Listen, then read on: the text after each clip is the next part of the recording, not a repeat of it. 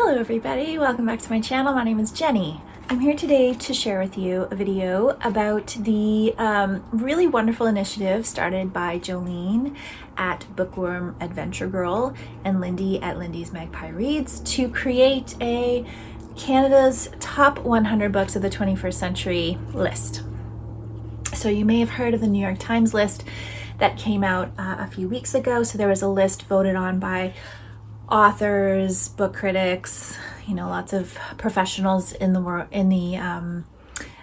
literary world, and then there was also a list released by the readers list, and those lists didn't have a ton of Canadian books on them, a few, but not a lot.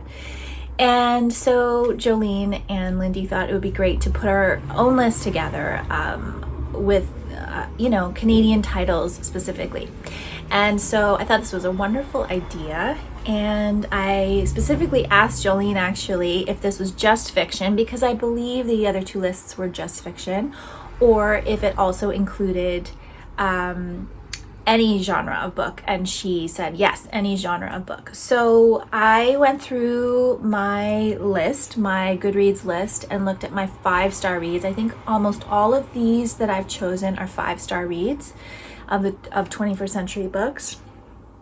There might be one or two that are 4-star, but I'm going to talk you through the list. I've put them all on some note cards here, and actually there's more than 10 here. I think there are 15 or so. So I'm going to talk you through my process of elimination here to get me down to my 10. And I think that Jolene and Lindy are also planning to release, the individual people's top 10 lists who participate as well, if they want to share, just so that we can chat. I mean, it's so much fun to chat about these things and go over, why did you pick that book and why not this book and all these different things. So really excited to share my list with you.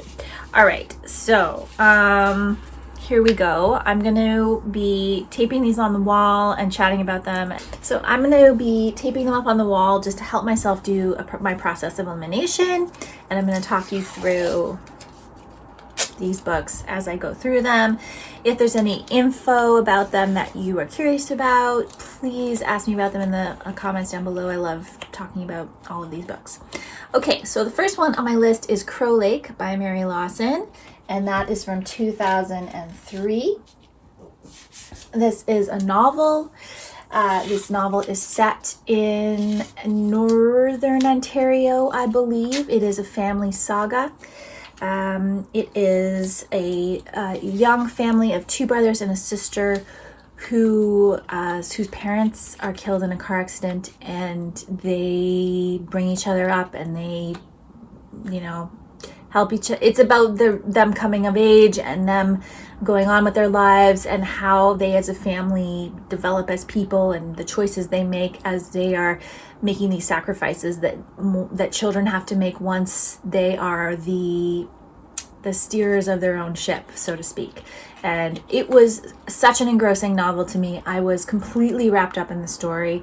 I think near the end I felt a little bit weird around the choices, but I did really love, and I was so wrapped up in the story. So I mean, that's why it's on this list for me. The next one is Ridgerunner by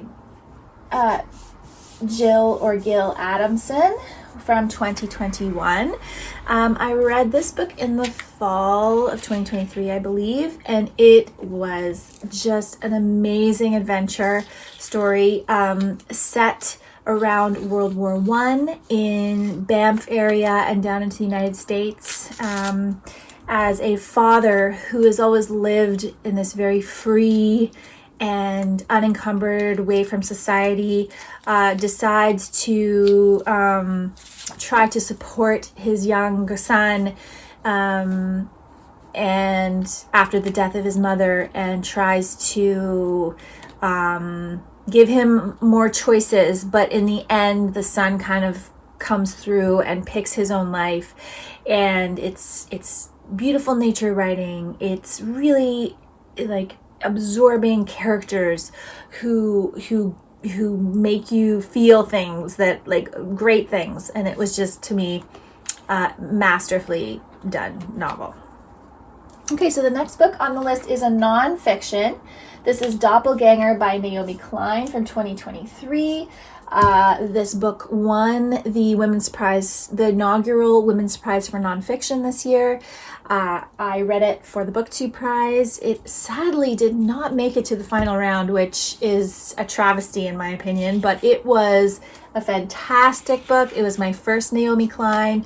I think she is an excellent writer. It is a book for our time. It is a book that also covers so many different parts of the world, so many things that are important that we should all be thinking about in terms of who we are on this planet and in society, and the way the world is being run and the way the world is developing with technology and politics and our interrelationships with each other. It's just a fantastic book. You know, on the surface, it's about Naomi Klein being mistaken for Naomi Wolf and the kind of doppelganger effect that social media enhanced for that. But there's so much more in the book than that scenario, even though it is a very personal story as well. So really, really excellent book to me. The next one is The Break by Katherena Vermette from 2018. This is probably, for me, like this, I actually should put this in another category. This book is definitely going on the list. Definitely going on the list. It is one of my top reads of the last 3 years. I think it is a phenomenal novel. It is a novel that speaks specifically to who I am as a person, what I value out of a story, the familial relationships, the way this story deals with extremely difficult subject matter, but leaves you feeling so much hope and beauty and love and fulfillment with the way the world works. I love it so much. It's a brilliant, brilliant novel. The next one I have is The White Bone by Barbara Gowdy from 2007. I just read this. This was not a book that I picked out for myself. This was a recommendation from my sister. I read this last year and I loved this. This is about families of elephants. It is from the elephants' perspectives. You get wrapped up in nature. You get wrapped up in the cruelty and the chaotic nature of animal world. And you also feel this mystical sense of nature and fate, and it's just it's brilliant actually. So I'm also putting this in this line, which is my definitely going on the list line. The next book I have is The Boat People by Sharon Bala, and this is one that I know is actually, I only gave 4 stars. But the reason that I'm putting this on this list is because I've recommended this to my mom to read with her book club, which they did and which she really enjoyed. I think that this book it stayed with me. I think of it often. I think of nothing even that particular from the plot or the characters, but just the sensation that the book gave me. And I feel like that says something about the staying power of this book. This was released in 2018, and I can't remember exactly when I read it. It's probably been 3 years, I would say. And I just think this is a wonderful novel about the experience of coming to Canada as an immigrant, about Sri Lankan politics as well, about the politics of immigration and how that works in society. So one of the things I'm considering as well when I'm thinking about this list is books in translation, nonfiction books, books by Indigenous authors, books with different experiences. So this is, the next book I'm putting forward is Suzanne by Anaia Barbeau-Lavalette and translated from the French by Rhonda Mullins. This is from 2017. This book just stayed in my heart forever. It is a book about a bad mother. It is a book about a woman who It's fiction, but it's based on Annie's Barbeau-Lavalette's grandmother's story and her trying to come to terms with this abandonment that happened in the family. The abandonment of the mother of her children for her own life and what that means and how that works. And I just think it's just a stunning story. So I'm definitely putting that on the list too, because I wanted to definitely have something that was originally in French and translated. So that's going to be that one. The next book that I picked out is Celia's Song by Lee Maracle. Now, Lee Maracle, this is from 2013. Lee Maracle is a Indigenous author in Canada. She wrote some absolutely essential books for the world as we know it. And I really have not read all of them, but I plan to, as she has nonfiction and fiction. And I loved this book similarly to The Break. This book has a similar feel, and I feel maybe that Katherena Vermette had read Lee Maracle and, was taking maybe a page out of Lee Maracle's way of looking at the world, because it's got a really similar feel. It's a family saga. It's about family dealing with all the things that Indigenous people in Canada have to deal with around colonization and its lasting effects, residential schools and their lasting effects. But it is about a family and it is about their interrelationships. And I also have a warm spot in my heart for the characters that were in this book. So definitely think that one should be included. There should be a lot of Lee Maracle on this list. Another Indigenous author, Moon of the Crusted Snow by Waubgeshig Rice from 2018. I love this book for a couple reasons. It's a thriller, so it's got a different vibe from a lot of these other books that are maybe probably more literary fiction. But it's still very literary, still very beautifully written. And I feel like it's got that dystopian futuristic feeling to it. And so it's speculative and it's pushing the boundaries of thinking about topics. And so, yeah, definitely including that one as well. This is my whole Indigenous section. This is actually an Inuit book, Those Who Run in the Sky by Aviaq Johnston, and this was illustrated by Toma Fiezogas from 2017. So this is an illustrated YA novel, and this is about a young shaman in an Inuit community. And if you want to learn about the Inuit, about their life, about how they, the way they lived before modern day, this is a fantastic book, and it has a sequel as well. And I read this with my son, and we both really loved it. So that's definitely going in the yes list. So we have 1, 2, 3, 4, 5, 6. So I have 4 more that go in the yes list. Next, we have Station 11 by Emily St. John Mandel from 2014. I love this book as well. This was actually on the New York Times Top 100 list. I adored this book. Emily St. John Mandel writes things in a way that's going to challenge your brain and push you a bit, but she ties all those things together in the story, and the craft of it is brilliant. And the world building is brilliant. And so, yes, I'm pretty sure this one's going to be going on the list as well. So we will see. I have another nonfiction next. 7 Fallen Feathers by Tanya Talaga from 2017. This book is about Thunder Bay, Ontario, and some atrocious murders / very mysterious deaths that happened there with youth. And it really delves into the way the systems are failing Indigenous youth in Canada in general. And it's a really great piece of investigative journalism and really trying to uncover these things that are happening in small towns and where the services are not good enough, and services are just not good enough in general for Indigenous people across the country. So this is really delving into that, and it's a really, really important book. I'm just going to put it in the nonfiction category for now. Another nonfiction next, which is The Skin We're In by Desmond Cole from 2020. This is about the Black experience, a version of Desmond Cole's personal experience of being Black in Ontario. Obviously super important, or, you know, this, I think I read this shortly or after George Floyd was murdered. So it all ties in together, and this is a really important examination of the way Black people are treated in Canada and the way people of color are treated in Canada. And then another nonfiction. So many nonfiction. Okay, this one is 21 Things You May Not Know About the Indian Act by Bob Joseph from 2018. 2018 was a very good year. 2017 and 2018 were very good years for books, I think.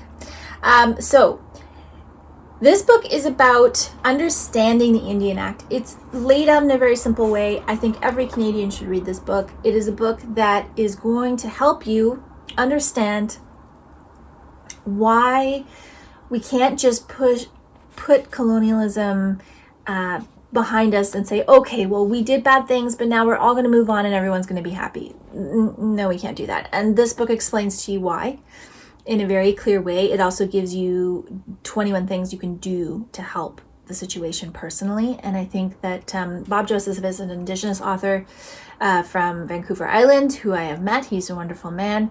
And, you know, this book is super, super important, and I want more Canadians to read it. And so, yeah, I think this one's definitely going on the list. I'm going to put it over here. And last but not least, I actually have one card that has 2 books on it. For one of my favorite authors, one of my favorite Irish/Canadian authors, Emma Donoghue, I have either The Wonder from 2016 or Frog Music from 2014. So The Wonder was the first novel of hers that I read and I loved. Frog Music was the second novel of hers that I read and I loved. And Frog Music has kind of stayed with me more. So I'm leaning towards putting Frog Music on, but I wanted to put both of them because I'm not exactly sure. Okay. This is my list. So, as you can see here, there's too many books. I have got to try to figure out how in the world I am going to reduce this list down, okay? So I have 1, 2, 3, 4, 5, 6, 7. And I have to get to 10. So I only have 3 spots left. Oh my gosh, this is way harder than I thought it was going to be. Wow. Okay. So I currently have 1, 2, 3, 4, 5 Indigenous authors on this list. So I think I'm going to not include Tanya Talaga because I am trying to be as well-rounded with my author representation as possible. And I loved Crow Lake. But I feel like I'm probably gonna not include Crow Lake, which is crazy to me because when I first made this list, I was definitely going to include it. I really think Doppelganger is important right now in the world. So I think that's going to be my second nonfiction selection. Oh, you can't even see that up there. Whoops. Okay. And then, wow. Okay, 1, 2, 3, 4, 5, 6, 7, 8, 2. I have to pick. Oh, that's really hard. That's really, really hard. Okay. Okay, the Bow People, I'm gonna take out because I only gave it a 4. And wow, this is so difficult. This is so difficult.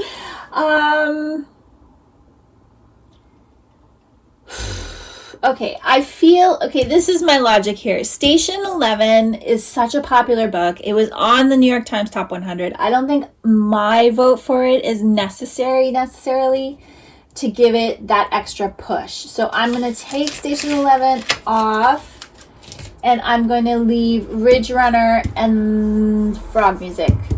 1, 2, 3, 4, 5, 6, 7, 8, 9, 10. Yeah, I think this is my list. I think this is my list. So, you know, I don't know. Let me change angles here. So, you know, I don't think there's a perfect way to make this list. And I think similarly to what a lot of people say when they make book lists, if you asked me tomorrow what my selection would be, it would probably be different. But I think that this list is, for me, you know, it has a little bit of everything, and it represents, like, you've got kind of historical fiction, you know, modern day Indigenous issues, something like for younger audiences, some nonfiction, and I have to represent nonfiction on here because, you know, it is a huge part of my reading. And then you got some surprises, like The White Bone was a total surprise to me. This is not a book that I would normally love. And then Suzanne, which is a book that for me is just, it's like the outlier in a way because of its subject matter, but I just feel like that book got inside of me somehow and, like, you know, just affected me. So this is my list. You can see it all on Jolene and Lindy's reveal of the list. I'm not exactly sure how they're going to do that. If they're going to make some videos, probably. I will link their channels down below. You still have time to participate in this, and you do not have to be Canadian to vote. You just have to have read Canadian books, and you don't even have to do 10. You can do less than 10. There's no, you can do 1, you can do 5, you can do 10. 10 is the maximum.